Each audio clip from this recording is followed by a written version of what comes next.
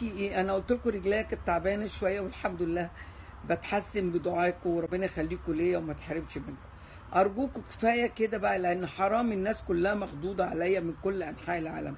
حرام عليكم والله، يعني حرام عليكم اللي بيطلع الكلام اللي ملوش لازمه وفي في الدقايق الاخيره. انت مش ربنا سبحانه وتعالى، انت بشر زيك، وربنا يأذي المؤذي. كل اللي بيأذي بني ادم ربنا يأذيه.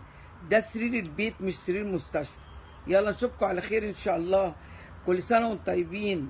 مالي كريسماس وهابي نيو يير ان شاء الله. ايه ده؟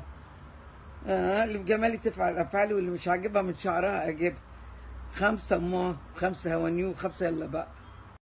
السلام عليكم ورحمة الله وبركاته. في حالة طبعا من القلق انتابت محبين الفنانة، كلنا طبعا بنحبها، فيفي عبده، على سبب مرضها الغامض اللي هي مش بتتكلم عليه. طب هي مين فيفي عبده؟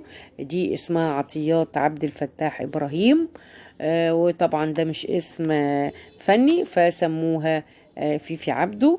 وطبعا وكان اختاروها الأم المثالية في في نادي الطيران ودوت، وهي عندها مرض ومخبياه. واللهم صل على النبي، اتجوزت مرتين، مرة جابت عزة مجاهد، ومرة جابت هي جوزها لغاية الوقت محمد الجيراوي، دي جابت بنتها هناجي. وبعدين هي مش عايزة تكشف عن مرضها، بيقولوا سرطان في العظم وبيقولوا ظهرها، فهي مش عايزة تكشف عنها. وهي من مواليد 53، عندها 67 سنة. وربنا يعني كفاية كده يا فيفي، كفاية بقى. يعني الواحد يتوب كده كام سنة قبل ما يموت، فربنا بيديها، وهي مش عايزة تسمع الرسالة. وبتقول لما أموت هقول لربنا أنا بحب الرقص قوي. وهي بتقول لهم ومواعدة كل محبينها إن هي لما تشفى وتخف هترقص رقصة للناس اللي بيحبوها. المفروض بقى 67 سنة تهدى بقى خلاص، يعني عملت كل حاجة، عملت تمثيل ورقص وكل حاجة، كل حاجة عملتها. المفروض كفاية 67 سنة، خلاص بقت خلاص كبرت بقى. المفروض تتقي الله، ومفروض تقضي يومينها دولت، ولمت كتير ولمت فلوس كتير وعندها كل حاجة. المفروض تتقي الله، وكفاية كده رقص.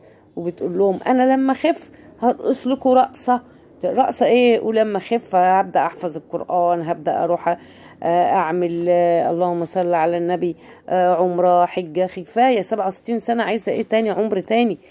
بيقول لك عندها آلام جامدة قوي قوي في القدم وفي ظهرها، وما بتقدرش تمشي على رجلها.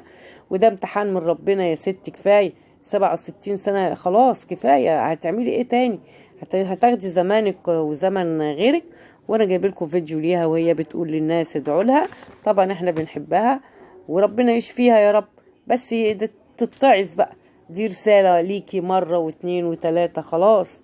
وده وسر مرضها الخطير اللي بيقول عندها سرطان، وبيقول عندها في ظهرها ما بتقدرش تمشي، ما بتقدرش تتحرك. كفاية يا حبيبتي، كفاية كده قوي قوي. وعلاني ان انت تبتي الى الله، مش انت هترقصوا لهم رقصة، لانك مش هتاخدي زمنك وزمن غيرك. خلاص بقى 67 سنة، خلاص ده انذار من ربنا. وقولنا بقى باي باي، وانا هقعد في بيتك، واللي انا لميته هعيش بيه. والسلام عليكم ورحمة الله.